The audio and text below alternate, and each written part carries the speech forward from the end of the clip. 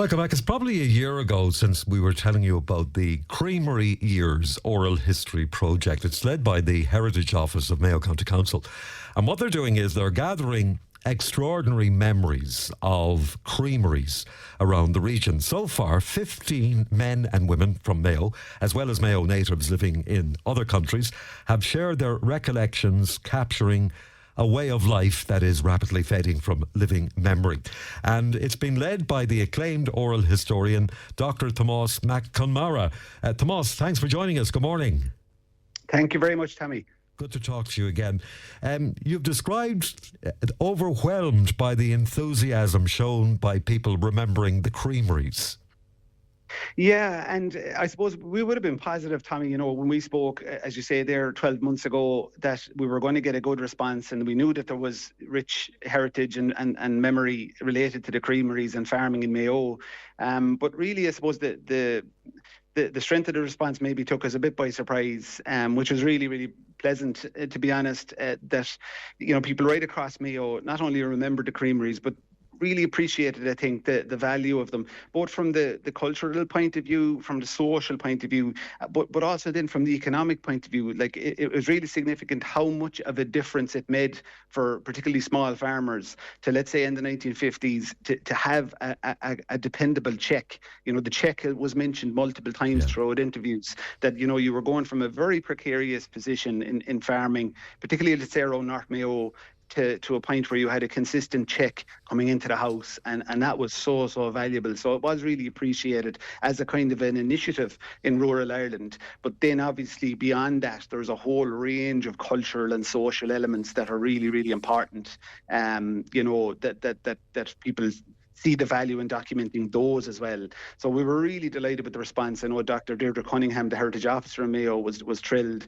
And then the decision was made at the end of last year that, look, there's more in this, we need to go further. And thankfully, both Mayo County Council and the Heritage Council were willing to support another phase. And that's what we're working on right now. And we're just appealing for other people to come forward to be interviewed across the county as well. With their memories of creameries and growing up with creameries, and it provided such employment as well. I mean, we tend to forget about that. I know it produced the milk, and that was important, and it took the milk from the local farmer, but the employment element of it is probably something that was very much underestimated. So you're looking for more people with memories of creameries, growing up in childhood, memories of creameries, or working in a creamery, or delivering milk to a creamery. Anybody who has a memory of a creamery you're looking for. I'll give contact details in a second. Is there going to be a book in this? Yeah, it's certainly one of the outputs that we've spoken about. I mean, I guess from our point of view in macconmarah Heritage, I mean, our principal focus is documenting the memory and ensuring that that's done, and it's done professionally and well, and in a comfortable way that allows people to tell their story and put their memories on record. And once you have that base of information, Tommy, you have a foundation with which you can do an awful lot of kind of dissemination work. One of them, of course, is publication. The other is kind of digital sort of exhibitions in terms of online material. The other critical thing of this as well is that the voices that we're recording are really important. Like the stories and the memories are absolutely critical, but the voices that are telling the stories, are really important. And they become more important in time as well, because, a lot of us probably lament the mid-Atlantic accent that we hear in many parts of the country at the moment. But, we're speaking to people who spoke in the way that their fathers and mothers spoke. And I mean, we sometimes forget that the actual voice, the accent, the way of speaking at a local level is of value, irrespective of what they're saying. But certainly, a publication is considered as an output, but primarily we will have a resource that is there for the people of Mayo now and into the future. It's there for curricular engagement, for example, from schools that can engage with the material and learn and listen about the agricultural heritage of County Mayo, and the economic heritage as well of the county, which is really important. But I just want to make a point as well, as you said, there's different angles to the creamery. I mean, there's people who work within the creamery. We're very anxious to talk to people who are managers or worked, as I say, within the creameries. There's the haulers who brought the milk to the creamery for many people. And of course, then there are people who were directly connected to the farming side.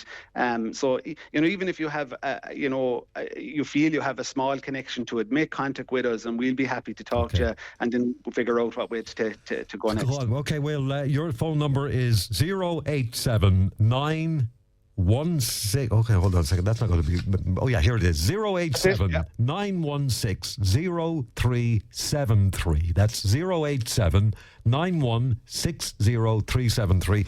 And you also have an email address, which is macconmaraheritage@gmail.com. So people can get in touch with you that way and find out more. I think it's a great thing to do, because it's one of these things that in 100 years' time, people will look back and say, oh my God, is that how they actually deliver the milk back then? Because nowadays, of course, the young people think milk comes from a carton, not from a cow.